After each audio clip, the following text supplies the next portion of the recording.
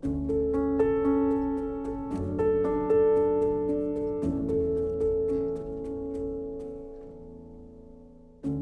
name's Susan Clark, I'm 39. Back in 2014, I was originally diagnosed with bowel cancer, which they successfully removed in June 2015. And then October last year, I was re-diagnosed with terminal cancer in the pelvis. And even though it's terminal, and I'm actually living with the cancer. The cancer's not living with me. I'm the one that's in control. I'm the one that's, I'm going to do this treatment, and I'm going to keep going as long as I can for the sake of the children.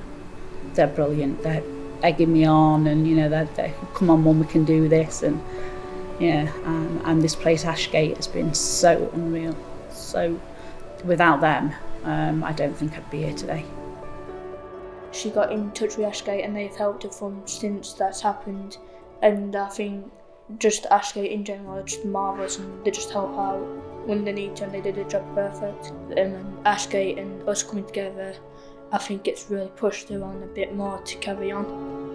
When I was on the 2 courses of the chemotherapy that made me really ill, I'd gone from the size I am now down to just skin and bone. The kids didn't recognise me. I wasn't eating, I wasn't drinking, I couldn't lift my head off the pillow. I was laid literally in bed 24/7. I'd got nothing to live for. I was just wasting away. And then Sharon was like, right, get in Ashgate, come with us for a few days. I was in here a week, and I was, my weight was peaking back up, and I was eating, and I was happy, and the kids were able to come and see me here, and then we had Christmas at home, which was fantastic. I had another bout of chemotherapy, made me ill again, so I ended up back in here for 2 weeks, and again they just, your family here. I was able to do them all a bedtime story, so they don't forget what I ever sound like, so that they can either play it to themselves, or if I'm old enough for them to have grandchildren, they can play it to those, and this is what Nana sounded like. The art therapist lady went to my children's school, and basically she just had them, the eldest daughter, who's 10, she had her just like paint different coloured lines, so like red was for anger, and different colours of what emotion she was going through and how she was feeling about Mummy being poorly, and just that sort of thing, just using paint and colours and just mixing together to see what sort of feelings that you could make out of these colours, and it just worked.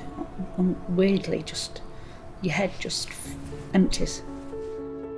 Art therapy, for those who don't know what it is a way of thinking about difficult thoughts and feelings, but it's known as a non-verbal therapy. So we use art materials, that can be anything from paints, clay, paper, found images, playing, to think about things that might be difficult to talk about.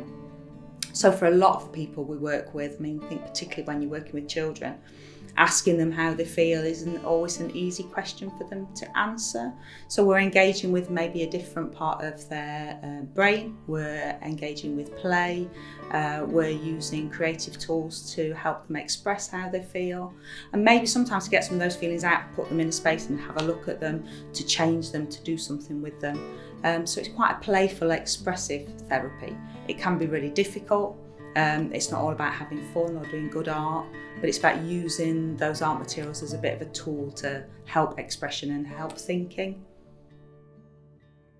They managed to get funding for a stair lift, so obviously now, like I was saying before, the bed's now upstairs, so I can use the stair lift to get upstairs. I have a chair to get in and out the bath. I've got Zimmer frames now that I use to walk around the house. They've got me the tables that fit over chairs. I've actually got a reclining chair so my feet can be up, so that my leg doesn't swell or ache too much. But yeah, they help you with immense stuff. Anything you need, they're at the end of the phone, and they will bend over backwards and try and get it for you. On a Friday, I just come in, get up in the morning with the kids. Like I say, they go off to school, I get picked up, come here, we play either bingo, or at the minute they're doing skittles, and you can make pom-poms, silk scarves, skill painting. you just come and just enjoy and talk about different things. Everybody that's in here has come in with something different. They're not all the same, and when you talk to other people about your illness and you make friends with them, again, you know, it's a big weight that's just off your shoulders. You're not sat thinking, oh gosh, I'm here on my own, I'm going through this on my own. You know, that poor lady's got something different with her, but she's still managing to do things. And yeah, it's amazing. The prizes, you know, bingo, you win prizes. You get a 3-course meal here, which, you know, it's all home cooked food. It is amazing. This place is just, I can't keep saying, you know, how much this place has kept me going.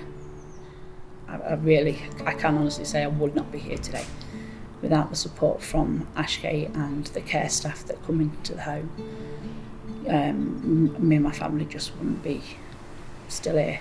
I dread to think what would have happened. And without this place, I really, really wouldn't be here sat talking today, honestly. I cannot thank them enough for what they've done.